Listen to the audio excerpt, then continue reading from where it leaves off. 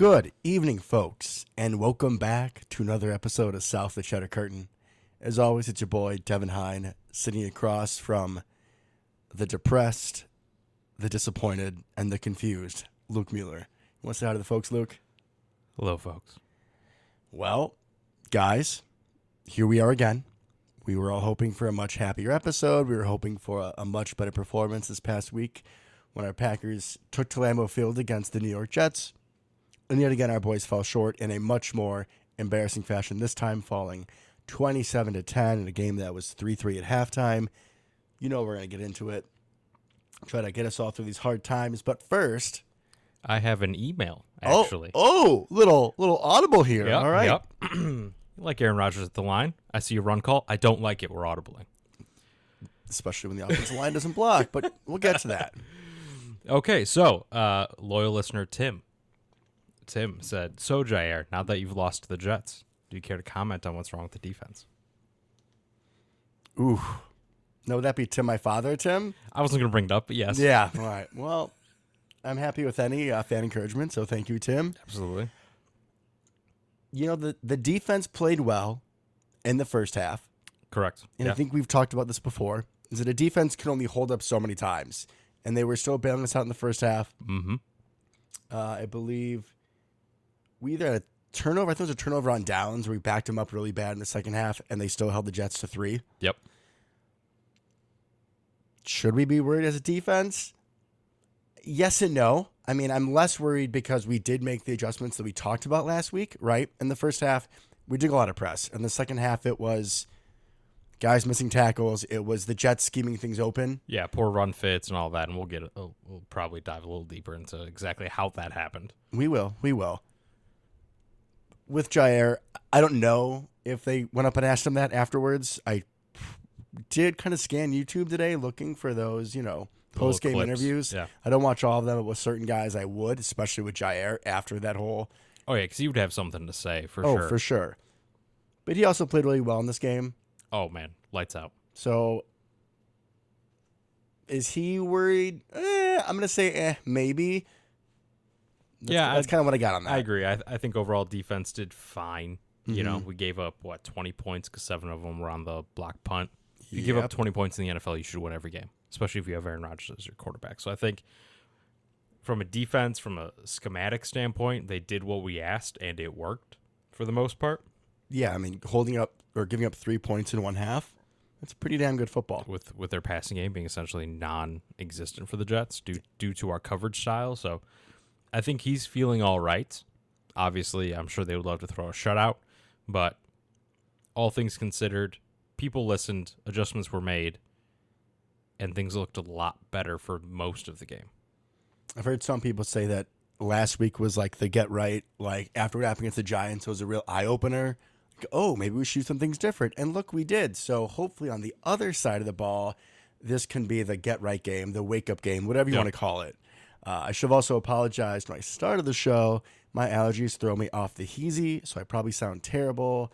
So we're going to try to have Luke talk more in this episode. Yeah, we'll see about that. We'll see about that. All right. I do have one other question for you. Please do. And this is going to be my one for the episode, and then I'll stop. So, Devin, as our resident Bear fan, is this what Jesus it feels Christ. like to not You're be done. very good at football? You're done. You're done. But I was thinking, like, oh, are we really getting close to that point where I could just, like, identify one of my closest friends, David Baltz, also great fan of the show. He's a Bear fan. He still listens every week because that's what loyal friends do. Shout out to you. Thank you. And, we'll talk football. And he was giving me some shit about our Peyton Manning segment and was texting me afterwards, like, just to fire me up. I sent, like, 6-paragraph text, and he's like, oh, no. Like, you're right. I just like to push your buttons and hear you talk football. So shout out to David. Thank you. But, yeah, sometimes we were just talking about the Bears, and he's like, yeah, like, we're just bad. Like, you're kind of wondering, like, if you're playing good, when is the hammer going to drop, right? Right. When you see those mistakes. And I'm not saying we're there yet, but it sure felt like it on Sunday, man. Yeah, there are definitely points that were like, wow, we just don't seem very good at this whole football thing. Or lack of effort. Is this what it feels like to be a bad team? And right, we've been there before, but it's always been due to circumstances. So We had some years where Rodgers didn't play the whole year, or he was severely hobbled for large parts of it.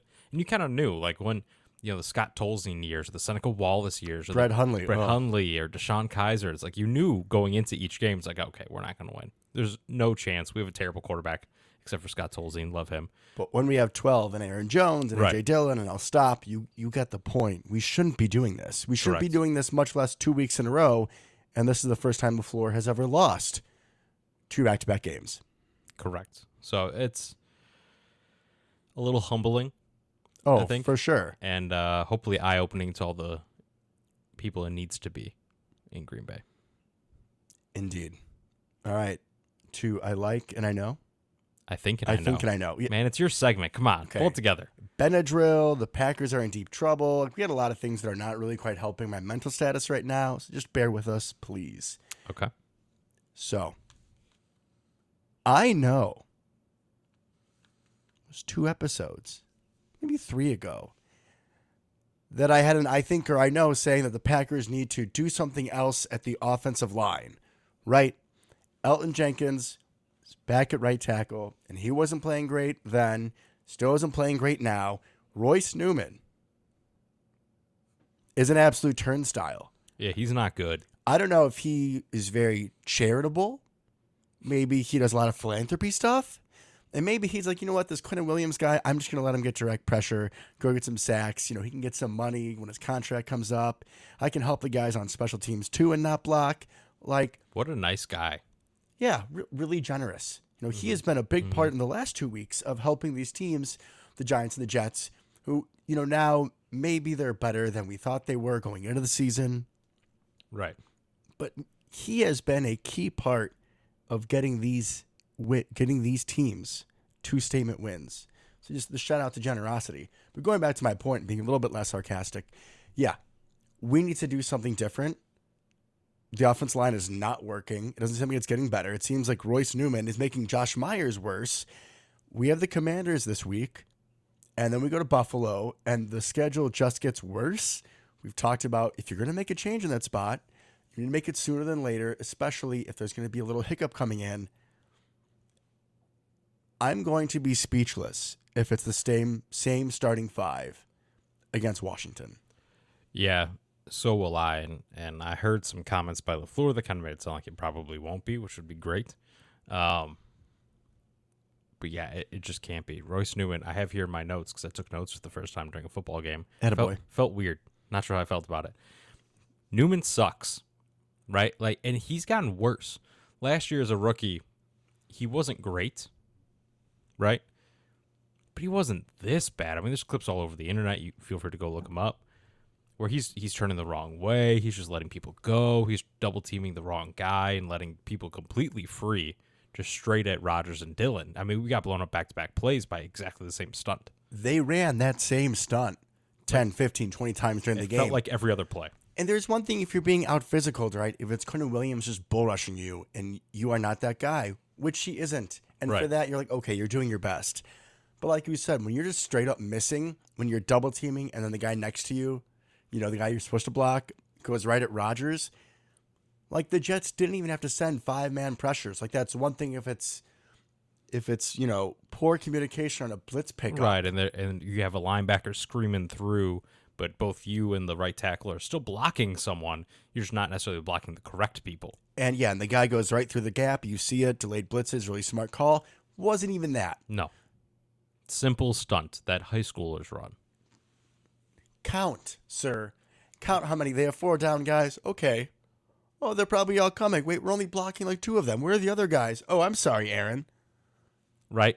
Moronic. It made no sense. They really didn't do anything special defensively to confuse us or anything. Just straight up beat us. I mean, Robert Saleh was the defensive coordinator for the 49ers, right, during our struggles against them.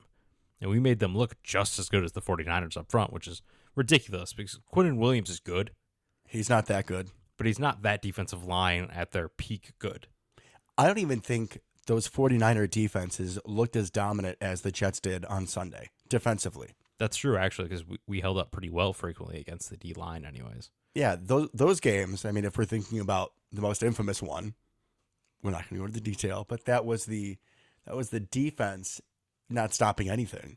And then the Correct. offense is put in bad positions. This game was a different story to Yes, me. it was. All right, you're up. Okay. I know that I'm apparently just going to turn this segment into me publicly defending the Packers against my coworkers. So last week, it made me go down this spiral of Peyton Manning versus Aaron Rodgers, right? This week, I had to defend Aaron Rodgers against Josh Allen.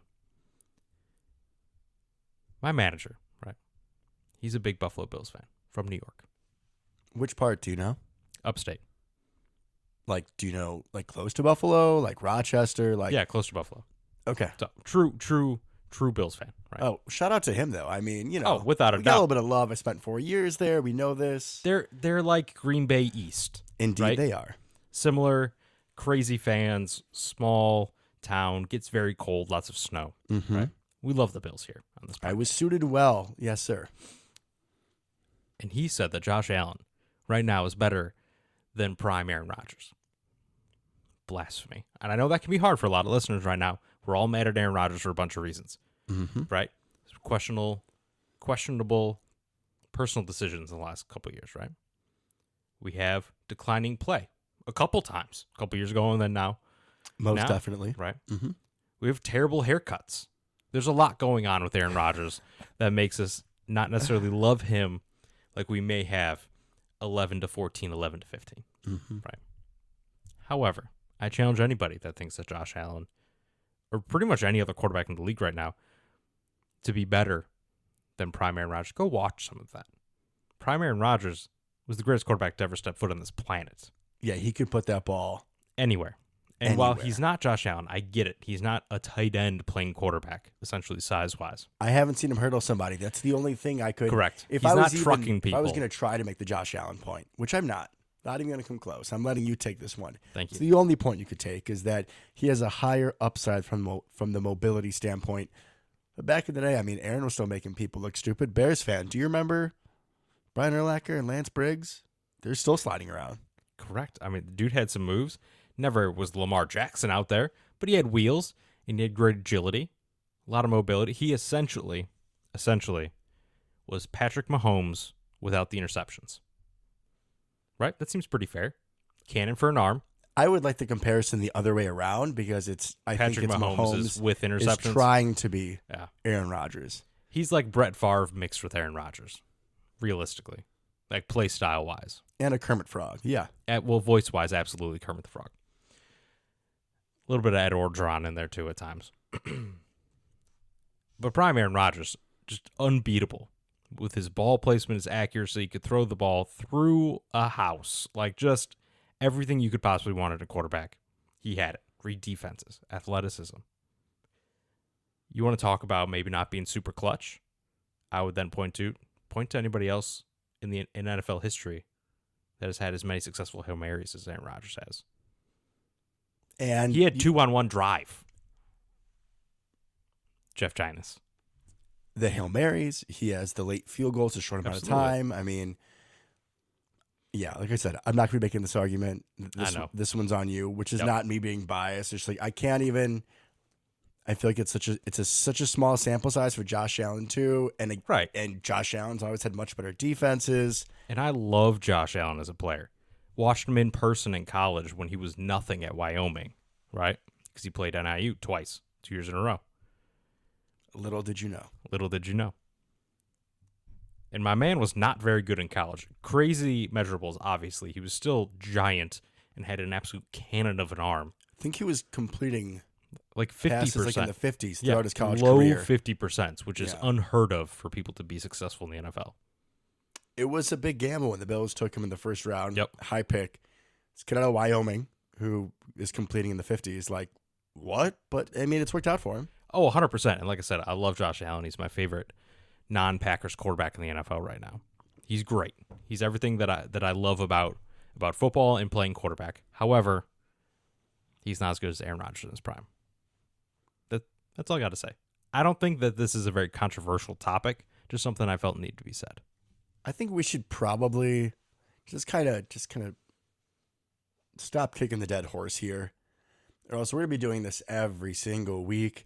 I love you, Luke's coworkers, but there is not a quarterback, Josh Allen, Joe Montana, whoever you want to throw at us, that either of us is going to pick over prime Aaron Rodgers. And I feel pretty safe saying that. Oh, yeah, 100% not going to happen. I do think maybe it's good to kind of talk about, though. I can't imagine what next week could bring, Aaron Rodgers-wise. But yeah, I think it is good to talk about because there's been a lot of negativity about Aaron Rodgers and his play and his personality and all that. I think it's nice to try to, especially now in these dark times we have, think of some of the happy times. Think of 2011 before we lost to the Chiefs. I get that, and I do. And while we're not looking great, we still have a pulse. We do. So we're not completely in the let's think of happier times. Let's think of how do we switch the script so it is happier times. Yes, part of my point is just we don't need to all just be pissed at Aaron Rodgers all the time. Because that's what a lot of, especially our fellow Packer media members, I get it. The guy's also allowed to get old. You know, I was reading something that someone posted yesterday about how his rushing yards have gone down every year. Well, yeah, the dude's 38. He's not going to run as much as he did as he's 25. I think we're overcorrecting a little bit on some of the Aaron Rodgers hype at this point. If we're taking a pie chart, looking at blame in this game, I give Aaron Rodgers maybe 10%. Much lower than last game. For sure. He played much better, I thought. And a lot of people were still dragging him through the coals this week. And I thought overall he played pretty damn well and made a couple throws that made you think, oh, there he is. That's my guy. Oh, yeah. And we'll get into that, I'm sure, in the few good parts of that game. But yeah, I'm not blaming him for a lot of this because if you put any quarterback behind a Royce Newman offensive line, good luck. Correct. So that just transitions into my I know. Didn't you just do I know?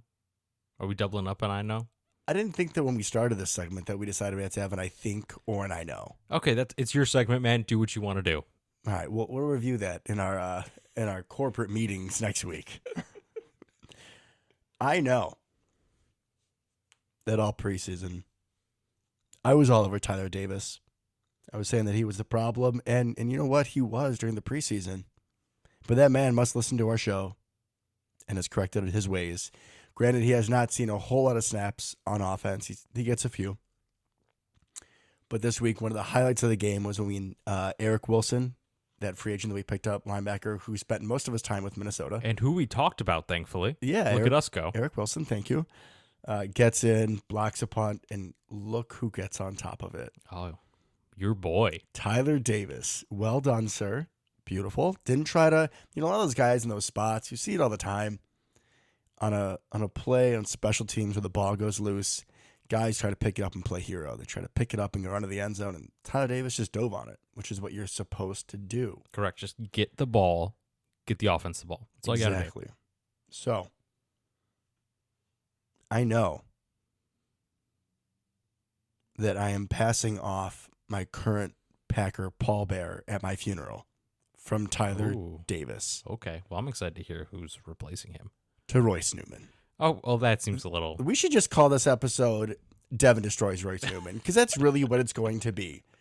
The man, turnstile, philanthropist, turnstile on both offense and special teams. When both of those blocks come through the middle, it's him, Josh Myers, and I keep wanting to say Lucas Patrick, but it's not. It's the other guy that came in that got hurt for him. Jake Hansen. Right up the middle. Yeah, I know. I know. So that's it. I know mine were kind of the same, but I just figured that we should all just, be on alert. I'm not planning on passing away anytime soon, despite how shitty I sound today. But just in case something happens, guys, make sure, don't worry about Tyler Davis. Let him about his business. But yeah, we can call up Royce Newman and he can be there with you. No problem. I'll get working on that. So we have that on our back pocket if we need to. Just find the contact info, like I said. No problem. I think I'm feeling good. Packers breaking my heart a little bit. But just in case. Just in case. Okay. I know. I'm going to follow you with the double I knows. I gained some conviction while you were talking. There you go. Upgraded from I think to I know. I know that despite what you're talking about, that terrible pump block, that Nixon and Ford are going to be real pieces of this team. I don't just mean that on the punt coverage, because we've talked about that, right? And we talked about Nixon earlier in the year, played some important snaps. But Rudy Ford got out there a little bit on defense. We were trying some different stuff because we couldn't stop the run, right? So we put in a third safety, which is what we talked about for a while now. We thought we were going to get this third safety in the draft. We didn't. We drafted Quay Walker to kind of replace that third safety, right? Rudy Ford got out there on some plays, and he made a couple. And it was interesting to watch him translate all that athleticism to like real football, because coverage teams are a completely different animal, completely different skill set from like the rest of football. It's basically just like beat little press, run real fast, hit somebody, right? You're not really reading a whole lot. No, there. there's nothing going on. There's no diagnosing. You just run that direction really fast. They'll probably fair catch it. You probably don't even have to do anything, right? But he had a couple plays where he kind of came screaming down to get a guy in the flat. I'm like, oh, Rudy Ford.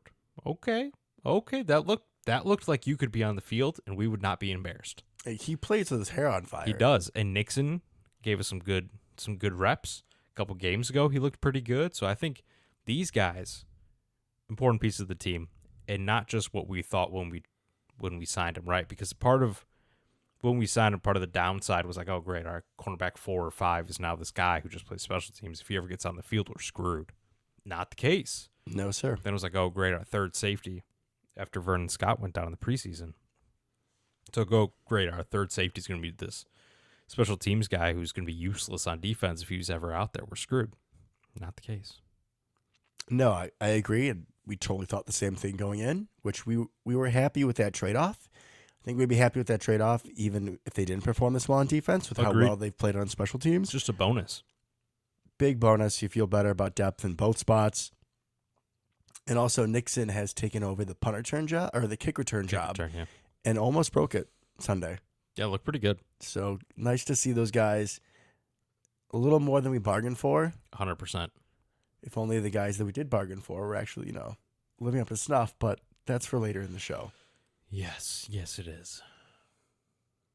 Where do we even start in this game, Luke? Oh man, I don't know. Well, let's get the positives on offense out of the way, because there's not very many. There's like one. There's literally, I think, one. Maybe two. Maybe like 1.5. I'm going to start. Okay.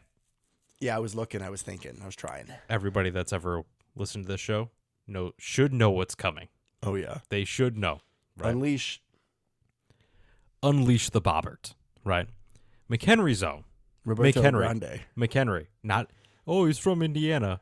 He's he's from wherever. I'm going to pause you there. Yeah. Did you watch McAfee today? I did not get a chance to. Because Rogers talked about Dean Lowry and it's like, yeah, that kid from Northwestern. I was like, he knows where Dean Lowry's from. But not the guy you're throwing the ball to. Shouldn't have said that. Continue. I mean, he probably knows that he went to Indiana State and just assumed that no one goes to Indiana State outside of people that live in Indiana. Fair Nothing assumption. wrong with people from Indiana. Fair assumption, Just by to be the way. clear. But it's like a small school. So yeah, It is. Yeah. Where get you it. going to find that kid, right? Right. My boy, though, McHenry zone, Roberto Grande, Big Bobbert, Big Bob, Bobby, all the names. 12 targets, 10 receptions, 90 yards. Dude led the team by far receiving. It was like he was the only dude out there at times, which is both good and bad. But the important part is he looked pretty good. He was finding open spots in zone, right? He didn't have anything crazy. His longest reception was only 16 yards. He didn't break anything, but consistent plays over the middle of the field, make a guy miss, get a first down. Easy stuff that we've really been missing from that tight end position, which is something we've talked at length about over the last year. We just need somebody to do something, right? And especially with Cobb going down, looks like my boy could fill that role. We've never seen Rodgers utilize a tight end, I think, as heavily as he did in this game. Even like Jermichael Finley never really had those super high reception games. They're big splashy plays, but they weren't kind of the just play in, play out. Dude's getting open, give him the ball for 10 yards. I mean, Big Bob is one of the guys that he's going to trust most on this team, especially with who's left. I think Aaron eventually learned that throwing at Sauce Gardner was not the best decision, and whenever the Jets would have Sauce on Allen Lazard, I love Allen, but don't throw it that way. Sauce Gardner's a dude. So if you're taking Allen Lazard away, I think Romeo had 1 or 2 drops in this game. Christian Watson's not there. Cobb's out. I mean, we were trotting out Amari Rogers for like the entire second half with significant snaps. And he did absolutely nothing with those snaps. He had one catch for 14 yards. I found myself cheering for him. That's how disturbed I was on Sunday. I do want to point out real quick, because this is just kind of a quirky thing that doesn't really happen in a lot of people's lives, right? So I'm taking notes, right? Very first note I wrote down: sauce versus lizard equals bad. Yeah, my agreed. the important part is my wonderful wife read that and was like, "What the hell are you talking about? What is that? Is that a recipe? Like, are we cooking up some Cajun something? Like, what, lizards and sauces? Like, yeah, that sounds terrible." It's like, "Oh, no, it's football. It's football stuff. Don't worry about it." But it turned out to be a horrible recipe for us. Oh, I like what you did there, man. Like what you did there. Even all Benadrylled up, I can still throw it up from 3. Yeah, I Wrong mean, sport. and I wasn't trying to. I know I wasn't trying to take anything away from Big Bob. You know, he did what he was asked. I mean, 10 catches on 12 targets, and we're going to need him to continue to be that force in the middle going forward, even if Absolutely. we didn't have a deficit on the outside. Talked about it so many times. You know what that consistent tight end threat does in the middle. And at this point, you know, Big Bob isn't breaking many tackles, right? He's not shrugging people off. He's not Right. taking an 8-yard gain for 20. But my God, we need someone just to make an 8-yard gain. And that's what he did. So big shout out to McHenry's own. Happy to see you doing work, Big Bob. Absolutely. Other things on offense. Oh God, I'm trying. We're talking good still. Well, I mean, there's really only one other good thing that happened, might be. right? There's What only one else? other good thing that happened. Aaron Rodgers throw to Lizard. Oh, a couple of those King. throws were absolutely beautiful. Oh, and one to Big Bob on that comeback after he shrugged off the guy that Royce Newman just completely got destroyed by. Shrugged him off, rolled out right, and then threw a laser to Big Bob, who just a little toe tap, boom, done on third down. I mean, Beautiful. that was vintage Rodgers. It's some of those Lazard throws, though, like you said, he hit him like in the only spot. Yeah, Who else makes that throw? that one go route was insanity. That seam, whenever, like self-scouting, so hopefully other teams don't listen to our show. I know, we really have to be concerned about that. And we But got people across the country. We don't know. when we go like trips and you see Lazard in that middle spot, just that fade to the corner, lethal. Yeah, Lethal. that like what they called it. I think they called it big box fade on Yeah. the broadcast, because he's going to end up as the widest receiver, because he's going to kind of fade straight to the sideline from the middle. Yeah, the guy on the all the way wide just I think runs a little hook route and he Yep. just goes. So hell of a throw. I mean, it's nice to see that connection is getting better, and also it's going to need to. Yes. Randall Cobb did avoid structural damage, but it sounds like he has a high ankle sprain, so he didn't break it, so he's not out for the season. Which, I mean, I'm sure all of us saw him in tears being carted off, which is understandable. Yeah, I mean, he could have thought it was over for Guy at his age, yeah, you could think it's over, or not even left. Not even if it's physically he couldn't play anymore, but also like I can't be the only one thinking this. Does it look like Aaron's having fun out there? Not a ton, no. And if we don't right this ship, is he coming back? Probably not. Probably not. So from either Cobb physically not being able to go anymore, or if Aaron's not back, I don't see why Cobb would want to be on this team anymore. Or he'd probably just Completely retire at that understandable. point. Yeah, I'm sure he would. No love lost for him, but I get that business decision. Absolutely. I would not blame him for a second. So happy to see that Cobb avoided major injury. Yeah. We still have Watkins, who's supposed to come back. Not quite sure when. I don't think he's been to practice yet. I don't believe so. Watson and his hamstring, even when he comes back, which we're not sure when that's going to be. When is he actually going to be back and staying back and staying healthy? Like, there's been no indication that he can do that, and he's supposed to be the big vertical upside, the big Correct. playmaker that we're waiting for to kind of open everything else up. Ick, man. Yeah. Our already not good receiving coach is getting worse and worse. But you know what? Also, the thing about that is in order to throw passes, you have to have time. You need to not have your right guard or center just completely let someone walk right in, don't even check an ID, don't even see if they're of age, and just let him go kill Aaron Rodgers. My God, Aaron was sacked 4 times. He was hit another 8. What are you supposed to do against that man? Dude just running around for his life. And that's why I can't put the blame for this game on him. I mean, it just he never had a chance back there on most plays. The only thing I would like to bring up, and on McAfee today, he said he felt fine, but on some of those throws, like this offense as a whole was inept for most of the day, if not all of it. You know, we had missed blocks, we had holding calls on good runs, we had receivers dropping the ball. Like, it was in all phases. A.J. Dillon had a fumble, which was very uncharacteristic of him. Yeah, just at the mesh point, too. That was weird. Super weird, right?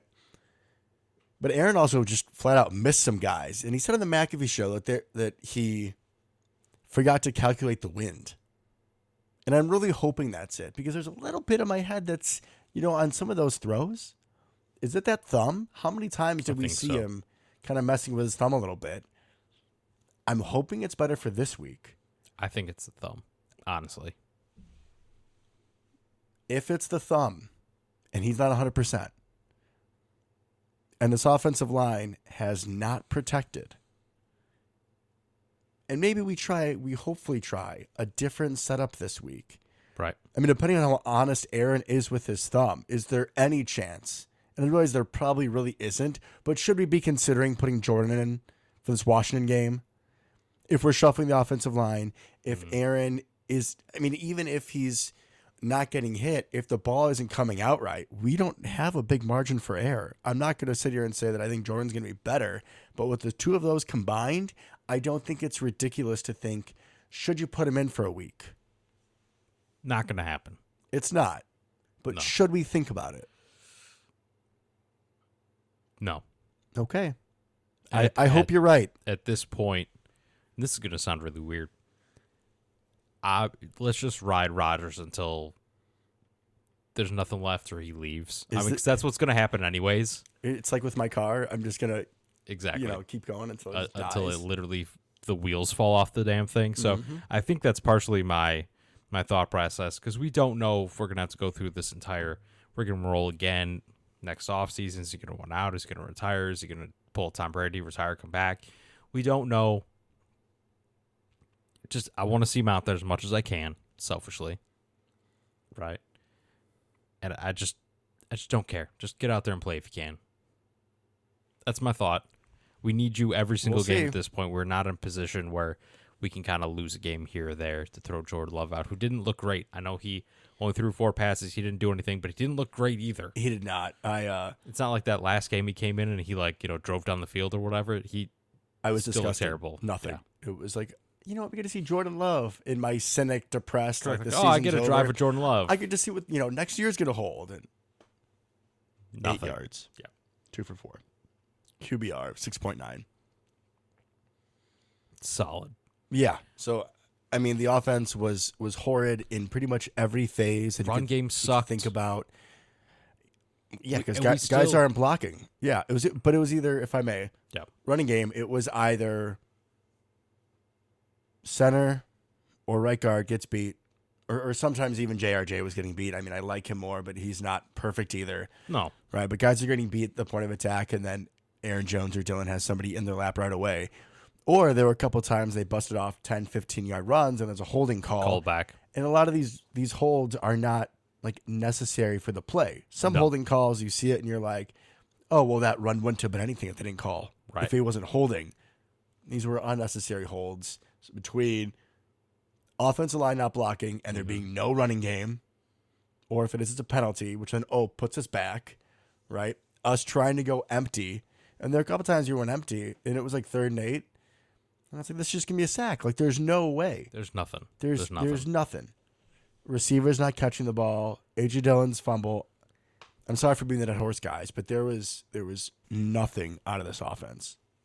Yeah, and part of what I did not enjoy was, once again, Aaron Jones did not get the ball in the first half. He had, 4 carries in the entire first half, and I get it. We're not sustaining drives. You're not going to have a lot of plays and that kind of thing, but even despite his terrible average of 2.1 yards, 9 carries, 19 yards, but he is our best player on offense, not named Rodgers, and this year probably also named Rodgers. Like, he's better than Aaron Rodgers so far this year. He is the offense. He's the hope for the offense. Yeah. Right. He's had our highest highs so far this year. You have to do something with him. And it was very frustrating watching the second half, right? Because the Jets got creative. Mike LaFleur outcoached Matt LaFleur. Easily. Offensive scheme-wise, right? Mm-hmm. They did a lot of traps, and we fell for it every time. They did some interesting stuff where they had Breece Hall lined up as kind of a wing tight end scenario and Michael Carter in the backfield. And they ran some sets off of that, some stretch plays to Carter. They had the touchdown, the trap play to Breece Hall kind of coming across from that tight end-ish position. That was Quay Walker's fault, 200%. Oh, 100%. Bad defense play. I get it. But But what like you're saying is like creativity. Right, so I get that Aaron Jones just straight up the gut didn't work. Neither did A.J. Dillon. Oh, hey, maybe we should do something. They did almost hit him down the sideline, but of course, Aaron missed it. I mean, at least we tried. But yes, put him out wide. Do something. Just do something You're to get the man telling the me ball. When Cobb goes down, sorry for cutting you off. When Cobb goes down, and that means that when we're going a lot of those three receiver sets, like Amari Rodgers just has to be out there. We've talked about it before. You don't think that Aaron Jones would be a better slot receiver in that point than Amari Rodgers? I honestly think he would be. Have him run some of the jet stuff. Do whatever you you need to do. Once again, right? The Jets ran exactly what we can run. Shocking. They're brothers. They run the same offense. Weird. Mind blown. Right? They have two good running backs. We have two good running backs. Oh, weird. We forget that sometimes. We have yet to see the play we scored against the Bears on with the little push pass to Aaron Jones coming across the field on the motion, right? With the A.J. Dillon lead blocking. Haven't seen it since. Well, it worked, so we obviously can't use it again. Right? We can't do that. We just got to run up the middle into nobody, preferably on Royce Newman's side. Like, what are we doing? No. You said run into nobody. We ran into Quinnen Williams, we ran into we got Quinn that Williams. man some we money. Ran into Quinn Williams. We ran into C.J. Mosley. We kicked to Quinn Williams. We did everything to Quinn Williams. Good player out of Alabama. It took him a couple years to kind of get there, but he's there. You're welcome. You're welcome. If there were questions, Quinnen, we got you, bro. Yeah, we're going to put you on national television and then just let you tackle everybody. When you were talking about the scheming things open, one thing I did want to kind of point out, shouting out Matt LaFleur. I've mentioned to you either off air or on the show, J.J. Anagbari, who did have a good play earlier in the game. He had a sack, first career sack. He did, yeah. So our third pass rusher, I think of our mock draft, he was the only guy. I believe I picked him. Still proud of that. You're right. But I was not proud.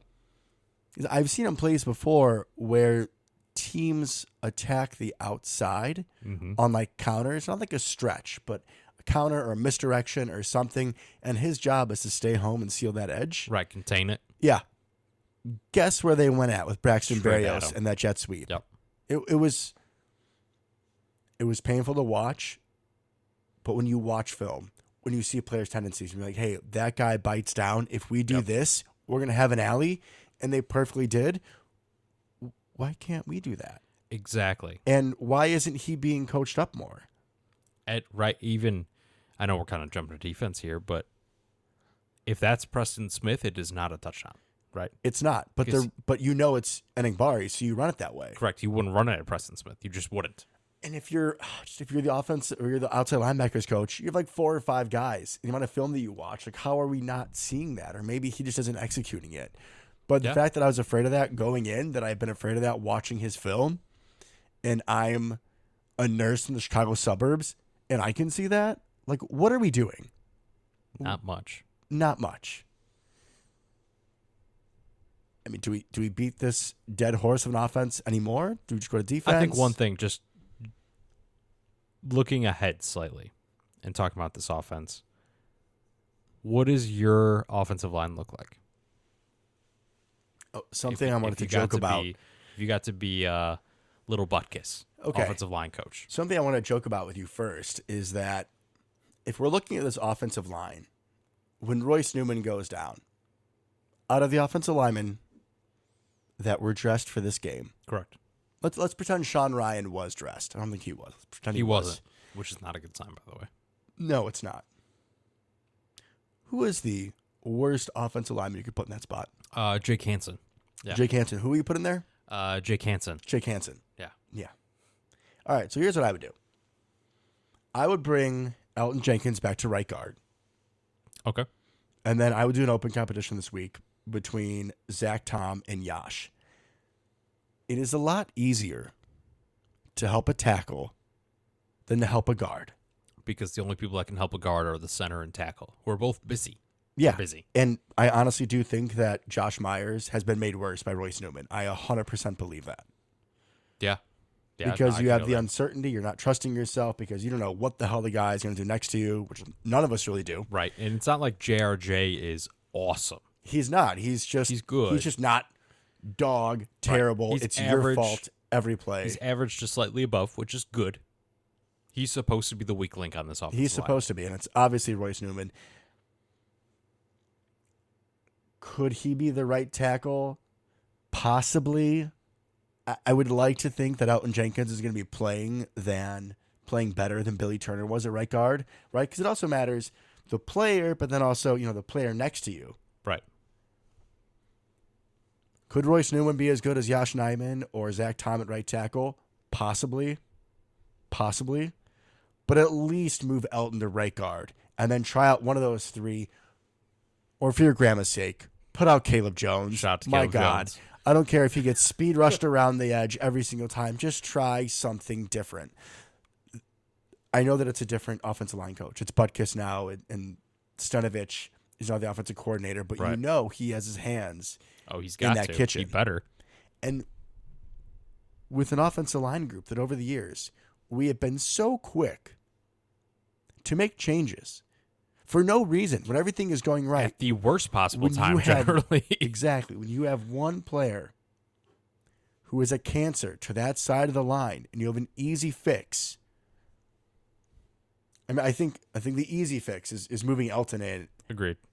And then I would say you still probably have a better player at right tackle. I think you could probably get more out of Zach Tom or Yash at right tackle than we were of Elton. So you have two positions where you're improved. That was going to be my exact point at that point, where you're making the right guard or left guard. If he's more comfortable left guard, you can put JRJ on the right side. Whatever, right? I'm not too concerned about the guard sides.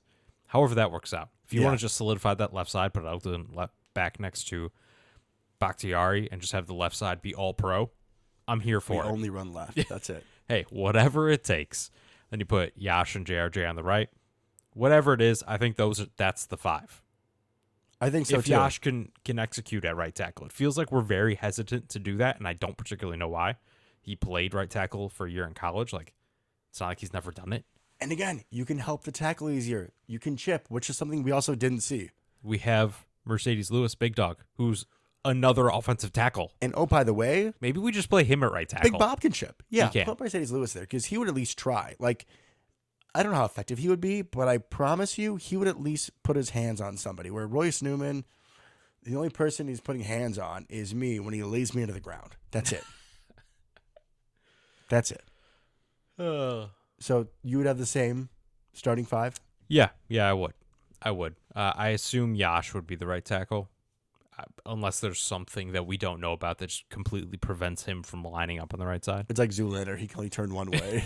Which, is a thing for tackles. It's hard for them to swap sides, but he's done it. It's not like this guy has never played right tackle in his life. So, Agreed. but I think Elton hasn't looked great at right tackle. I truly believe it's because he's not fully back from his ACL. He came back pretty quick, and people don't truly gain all of their athleticism back for at least a full year. Sometimes, in lots of cases, 2 full years. So I think he's just not the athlete he needs to be at right tackle to be as successful as he should be. He's reaching a lot. He's holding a lot, where he should be able to trust that athleticism. This is not an issue at guard. You're not dealing with the athletes that you do at tackle. So I would put him at guard again, and then put Yash, Tom, whoever you want to at right tackle. Anybody but Newman, pretty much.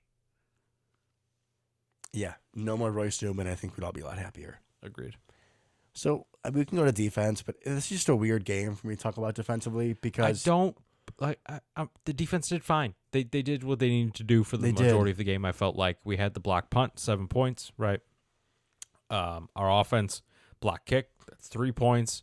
If you give essentially 10 points back to us in this game, the whole complexity is different defensively. So I think my biggest takeaway was shocking. Jair Alexander is still really damn good when you let him play aggressive. you finished my sentence. Let the man play. let him press, let him go up and challenge people. He destroyed Garrett Wilson. He looked wonderful. He looked awesome. Eric Stokes appears to be having a little bit of a sophomore slump, but that's the only other thing I can say about anybody in the secondary. He looked fine. Yeah, that Corey Davis play, I would like him to play a little bit better. But that looked like Eric Stokes to me. That's the same thing he did all of last year. He's constantly in position, doesn't get his head around. Yeah, and he said so after the game that was on him. Still like to see him play a little bit better. But at least I know that's Eric Stokes. Yeah. That's his weakness, but he's going to be there. He just may or may not get his head around and make a play on the ball. Here's a take question for you. On defense. Okay. Talking about, it's going to feel weird to say this, but probably one of our biggest links. Especially in rundowns. Mm-hmm. When Chris Barnes comes back, do you want him over Quay Walker? Because I might. Yeah, I might if Quay doesn't turn it around a little bit. I'm fine, I think, with Quay more passing situations. When he's in man, which also like it's difficult because you can't just give that like dead giveaway like, oh, Quay Walker's in, he's going to cover the running back. Right. But when he's assigned to somebody, like he Saquon does last super week. well. Yeah, but then when you put him and he has to see the field, he has to see what's coming. Handoff whether it's sitting in crossers zone and all that kind of stuff, yeah. or a halfback cutback. I think he like over pursues. He needs to be a little more patient. And then he's out of position, and then you just cut right by him. And teams are starting to target him, I believe, with their game plan. Without a doubt. I think he's over aggressive at times while also not being able to read the offensive play fast enough, so which puts him out of position a lot. And something that both inside backers have had issues with is just depth. Right? They don't get deep enough on a lot of these crossing routes. And the defensive line has done a pretty damn good job this year, so it's kind of surprising that they have that little faith that they need to be backing him up that quickly to stop the run. Yeah, I feel like the D-line's been pretty solid. I mean, Rockford's own, and yes, he did go to Northwestern. Dean Lowry had a couple nice plays. He did. TJ Slayton has a few splashes. Yep. So, I mean, the D-line's coming along, even without Devontae Wyatt. I feel pretty solid about them. Preston looks good. It's on the edge like ever. Put some pressure on the quarterback. Rashawn Gary got another sack, so he's got one in almost every game. 6 total sacks. Should have in every game. He should have in every game. Darnell Savage or Razul, whoever that was. Razul, I believe. So I think they look pretty good. The secondary looked pretty good. Savage was still hit and miss. Amos had a good day. He thumped one of the tight ends. He killed him. It was awesome. I mean, Zach Wilson finished with 110 through the air. Douglas was fine.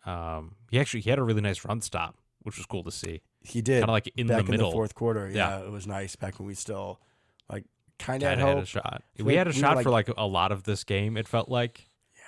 And then we just couldn't put anything together towards the end there. But defense, they did fine. I mean, you give up 20 points to the Jets, you think you win, probably, right? And this Jets team doesn't suck. They have a lot of good skill position players, right? A lot of good young guys. Both running backs are good. Michael Carter's a good running back, and he's their backup now because Breece Hall's awesome. Their drafts have been very good lately. Yep. Got CJ Mosley. Uzama. No. CJ Uzama, too. Got both of them. And Tyler Conklin. They're both solid tight ends, so that's not even a weakness. No. You have great receiving talent. I mean, Elijah Moore we held to absolutely nothing. Corey Davis had the one big play, and that's it. Garrett Wilson did absolutely nothing. Zach Wilson's at least super talented, even if it's not necessarily showing all the time. So 20 points to them, I don't feel bad. I don't. And some people nitpick about how they couldn't get a stop in the fourth quarter. Man, I feel like they were on the field the entire game. They bailed us out for most of that game. It's only a matter of time, right? And I mean, offenses, a lot of what they do is they poke and they prod to see where your weaknesses are. Yep. And if you put them on the field, the defense on the field enough, they're not going to get stops the entire game. Like you said, holding the Jets to 20 or whatever it is based off of, I guess it's 20 with the block punt. Yeah, which doesn't include some of the bad positions, the fumble and the block field goal and stuff, put them in. Exactly. I don't really blame the defense, but if we talk special teams, part of it's Rick Bisaccia, right? He's the coach of the home accountable. Yep. But guess who I'm pointing right back to? My boy Royce, he was the guy. I know at least on the field goal block when Quentin Williams came right through. I know he was supposed to be blocking him. I know he was on the punt team. I did not torture myself to go back and watch that. I only do that once every 2 years. So I've hit my quota for that. That was actually McStuffy. No, was it? Yeah, On the it was. punt? Yeah, it was. And didn't Dallin Levitt like just knock it over? What was Well, the situation there? It looked like Dallin Levitt, the personal protector, went to where he was supposed to, and McStuffy let the wrong guy through. Isaiah. Right, because McStuffy should go inside, personal protector Yeah. should go outside. Inside to outside, definitely. And vice versa happened. So that was a problem. I feel like that's kind of a thing that we've forgotten about talking about this game, is that we had a blocked field goal and a blocked punt for a touchdown. And oh, by the way, our offense. We blocked a punt. I know, and it was nice, but things. it's like the Niners all over again, man. We blocked a punt, and then we take a sack, and we don't even get a field goal. Like, what? So weird. So weird. It's like completely forgotten. Like, I obviously know that we blocked that punt, but it doesn't feel. Because nothing came of it. Nothing came of it. We didn't look good. We looked awful throughout this game. Yeah. I kind of have nothing else nice to say. No, me neither. So, looking ahead, next week. On to Washington. On to Washington. I just kind of want to preview this before I make my next point. We go to Washington against my cousin, Taylor Heineke. Which, by the way, is potentially a bad thing. That is much worse than playing Carson Wentz. However, shout out to Carson Wentz for absolutely laying out Roquan Smith. Oh, yeah. That was awesome. Probably one of the best plays of Carson Wentz's career. But after that, we go to Buffalo. Yeah. And we go to the Lions, which people are like, haha, the Lions. Didn't they beat us last year? And don't you think that this team is going to play with their hair on fire? And they score a lot of points now. Score a lot of points. We then go, or I guess Dallas comes to us. Dallas is 5-1, 6-1. Dak's back. I know it's McCarthy, but Micah Parsons. Yeah, Micah Parsons is a problem. Royce Newman, it's a problem. We then host the Titans, and then we go to Philly. Who's undefeated. That's tough. Not a single easy game there. No, I mean, the Commanders should be this should be a winnable game. One. But when it comes down to it, is do we actually show up? I mean, if we think we have the mindset that we're going to go into Washington and beat up Taylor Heineke, that man is going to run all over you. He is squirtly. And you have a defensive line with Chase Young, Deron Payne. Chase Young's out, but yeah. Thank you. You have Deron Payne. And Jonathan Allen, very strong up the middle. Yeah, we're bad for guards. Yeah. Bad for bad guard play. They probably have the best tackle player in the NFL. They did, yeah, agreed. And that's like our weakest spot. So if we don't, guys, I'm not trying to be a Debbie Downer here, but we just try to be honest and communicate what we're thinking. If we don't make a switch at guard, the defense and special teams have to win this game because we are not going to do anything against them if we trot out Royce Newman at right guard. We're going to have no time. That pocket's going to... Yeah, the pocket's going to break down straight up the middle, which is the absolute worst place for it to do, for it to happen. I mean, sometimes you can like try to chip with a running back, but I feel like that's so much less effective. It isn't. By that time, it's already in your face. He's got a steam. Like we've seen A.J. Dillon and Aaron Jones both amicably try to like do pass protection against someone way bigger than them. Yep. And they just get ran through. Yep. It's the way it works. It's a lot easier to help a tackle, mm-hmm. right? Because then you can chip them before they get ahead of steam. With the tight end, yeah. You know, have the tackle kind of force him outside, have him take an outside leverage, and then have the tight end just bop him back to the middle. Yep. Running back can do the same thing while they're leaking out to the flat. You have options. Easy peasy. But if we go out with Royce Newman in a right guard, guys, this is going to be a problem. It's going to be a real problem. Hopefully Taylor Heineke throws us the football. If we lose this game. For 3-4? If we're 3-4, and maybe if it's on some fluky stuff, okay. But the issue isn't, guys, that we're 3-3. It's that we're 3-3 and we're playing the way we are, and we're 3-3 with the teams that we played who are better than we thought, but still, we should be winning these games. If I would have, with how I thought this team was going to look, right, with how good defense looked at the end of last year, and some of the pieces we thought were coming along, right, I would have still thought, even if we had healthy Watson and everyone, that Buffalo and the Eagles were probably going to be losses. Agreed. And now Titans, Lions, Cowboys, and even Commanders seems like it is possible for us to take the L unless we show up, do our jobs, and actually coach and execute smart. What a concept. Weird. Yeah, really, the Titans are the only other not easy game, but they're not as good as the rest of those teams. So that we have to win this game and be 4-3 going into Buffalo. We're going to Buffalo. Buffalo's going to be coming off a bye. This could be a problem. That Buffalo pass rush Is very good. And they have enough pieces in the secondary. They had a couple ball hawking linebackers. Micah Hyde's out. We know about the offense, yeah, but I think it's Jaquan Johnson has stepped up, either him or DeMar Hamlin. Still good, but not Micah Hyde. No one's Micah Hyde. Come on now. I know. We know better than most. Love that man. I don't know, man. I feel like if we just keep the show going, I'm just going to keep on saying, get rid of Royce Newman. Yep. Play smarter.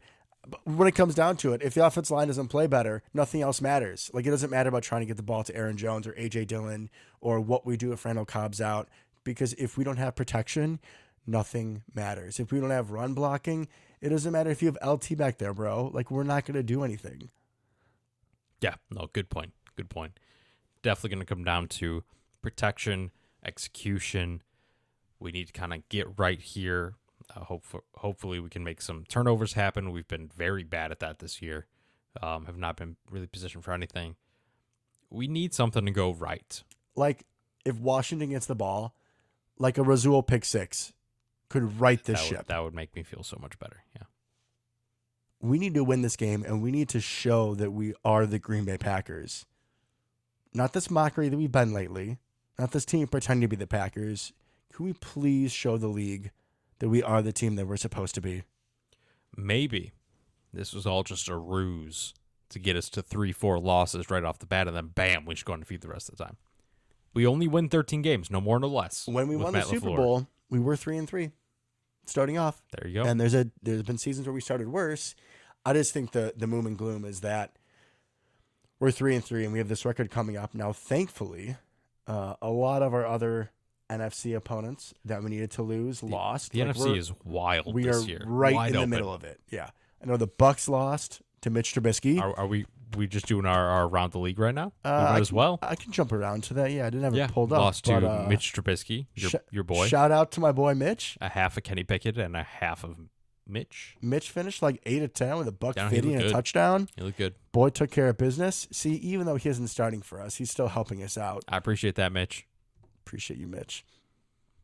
All right, other games. So the Commanders did beat the Bears in Thursday Night Football. That was just a horrible game of football. Absolutely awful. The highlight literally was Wentz laying out Roquan Smith. 100% the highlight. Giants, again, appear to be a better team than we What thought. are they doing, man? They They're beat good. the Ravens 24-20. So now Very they're well coached. up to 5-1. Yeah, Daboll's that dude. He is. Another product of Buffalo. Yep. The Bengals beat the Saints. So Saints continue to look very questionable. Yep. Where I talked about the Bucks. And I would say one of the bigger upsets of the week, Marcus Mariota goes like 13 of 14, 150 yards and a touchdown, but the Falcons ground and pound the Niners into submission, 28-14. Very weird game. Very weird game. Mariota looked good with his legs. Odd. Yeah. Just an odd result. Crazy. Wait. Making a game plan on your player's strengths. That's a good idea. Sometimes. Food for thought. The Rams kind of squeaked by the Panthers, who just fired their head coach. Just everybody's terrible in that game. They kicked out Robbie Anderson, their wide receiver, who they then traded to the Cardinals afterwards. They're listening to offers for Christian McCaffrey. Maybe put him in slot. Just weird things. Might as well. Very expensive slot receiver. But I'll take it. Yeah, but they only beat the Panthers 24-10. So I think they had to come back. They were losing for a big chunk of that game. I believe the Rams did lose the right tackle. No boom, no bloom, something like that. Something like that. Yeah. So we'll see how long he's gone. But that offensive line also isn't looking great. And look, Nope. the Rams are 3-3. Funny how that works. Yep. It's like those things are correlated. Doesn't matter Weird, what man. weapons you have. Weird. Even if it's Cooper Kupp or it's Alan Lazard, doesn't quite matter. I'll continue. They're the same to me. I'm taking Allen any day. The Geno Smith resurgence continues, and they hold off the Cardinals 19-9. Cardinals suck. Cardinals do suck. Not worried about them. And the only other game that really mattered this past weekend was the Eagles did squeak out a win at home against Cooper Rush's Cowboys 17-16. So it looks like all those theories or rumors of a quarterback competition when Dak comes back are They're gone. Cooper Rush turned back into the pumpkin. They're looking forward to Dak. Nice to see the Eagles not looking indestructible. I mean, it's a close margin for a backup quarterback. They did for like a half, and then the second half, the Cowboys really came on. Also, the Vikings won, so one of the divisions getting more and more challenging. Oh, I did miss that. Yeah, at this They point, don't look good, but they keep winning. in so. the words of Jim Mora, playoffs? I hope we No. can win a game. But I actually do just hope we can win a game and can show Same. up for a game and, That- play 4 quarters, offense, defense, special teams. You're asking a lot, man. There was a time where we didn't even think about this. No, we just came in and we played football, and we left with W's. It was amazing. Yeah. Can we now, go back to that? The good news is we do still have a chance at the playoffs. Very good one, actually, because the NFC is just completely wide open. Everybody kind of sucks. No one's really good except the Eagles. So maybe the Cowboys. Pretty much just the NFC East, and no one actually believes in the Giants. So yeah, plenty of season left. We can do it. We just need to show up and win. That's simple. Put your players in the best positions to be successful. If we can see it here, if so many other people who talk about the Packers and just the NFL in general can see it, why aren't you guys, and what are we doing about it? Well, hopefully that's all about to change, Devin. Hopefully it's all about to change. Like we said, the defense kind of had their come right moment. Yep. Now it's the offense's turn. I'm hoping that we have a much more chipper episode next week. But until next time, Go Pack, go. go Pack, go.